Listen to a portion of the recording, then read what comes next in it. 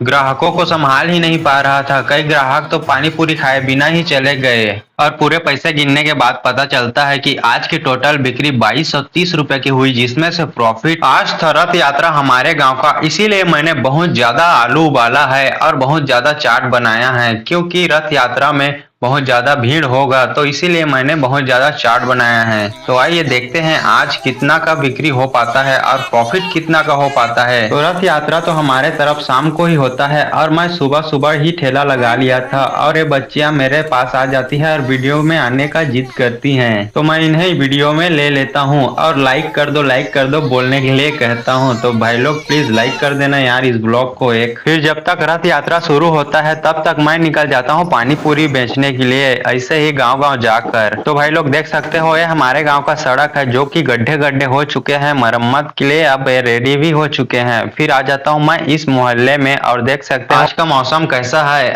काले काले बादल छाए हुए हैं, ऐसा लग रहा है कि पानी गिर ही जाएगा, देख सकते हो आप लोग भी। ये है हमारे गाँव का दूसरे मोहल्ला जिसे हम खोलपारा के नाम से भी जानते हैं। तो यहाँ से मैं निकल कर चले जाता हूँ सीधा हरदल पाली के लिए और देख सकते हो रास्ते का नजारा कुछ इस तरह से दिखता है और एकदम अच्छा दिख रहा होता है। लेकिन अच्छे दिख रहा होता है तो क्या हुआ, लेकिन मुझे डर भी लग रहा होता है क्योंकि पानी ना गिर दे, क्योंकि आज रथ यात्रा था और रथ यात्रा में पानी गिर देगा तो मेरा बिक्री कहाँ से हो पाएगा। और भाई लोग मुझे हमेशा यहाँ पर आकर उतरना ही पड़ता है, आते वक्त भी जाते वक्त भी। जाते वक्त यहाँ से चढ़ाव होता है और आते वक्त यहाँ से चढ़ाव होता है, देख सकते हो।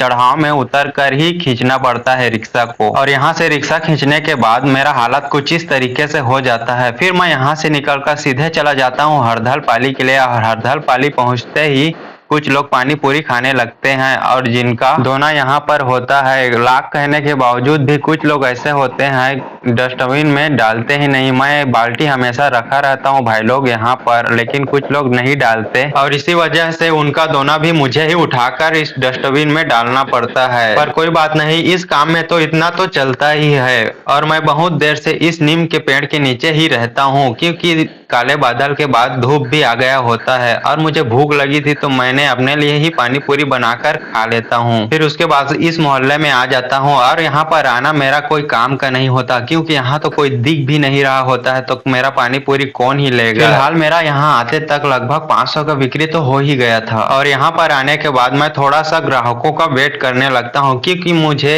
किसी ने रुकवाया था और मैं यहाँ उसी का वेट कर रहा था। फिर फाइनली एक बच्चा आ जाता है थाली और गिलास लेकर पानी पूरी लेने। फिर मैं इसे पानी पूरी देकर इस मोहल्ले में आ जाता हूँ और यहाँ पर भी आज रथ यात्रा होना था, लेकिन मैं हमारे गांव में ठेला लगाऊंगा क्योंकि हमारे गांव वाले बोले थे कि आज हमारे गांव में ठेला लगाना, दूसरे गांव में मत लगाना, तो मैं हमारे गांव में ठेला लगाऊंगा। देख सकते हो यहाँ का रथ गाड़ी। फिर वहां से निकल कर मैं आ जाता हूँ अपने घर के लिए और देख सकते हो मैंने नया चाट भी पकड़ लिया है और पुराना चाट इतना ही बचा था और नया चाट इतना सारा पकड़ लिया है और मैं चला जाता हूँ सीधा रथ यात्रा के पास। तो देख सकते हो हमारे गांव का रथ यात्रा का स्थान अभी फिलहाल शुरू नहीं हुआ है, फिर भी दुकान आकर अपने स्थान जमा लिए हैं। वैसे मेरे गांव के रथ यात्रा में ज्यादा दुकानें तो नहीं लगती, इसी कारण है कि यहाँ ज्यादा भीड़ नहीं हो पाती, लेकिन फिर भी मजा आता है हमारे गाँव के रथ यात्रा में। हम जब छोटे छोटे थे तो हम भी ऐसे ही घुमा करते थे। और देख सकते हो मेरे दोस्त का खिलौने का दुकान जो कि पर्सनली एक खोल कर बैठा हुआ है। फिर थोड़ी ही देर बाद रथ यात्रा भी प्रारंभ हो जाता है, देख सकते हो रथ गाड़ी का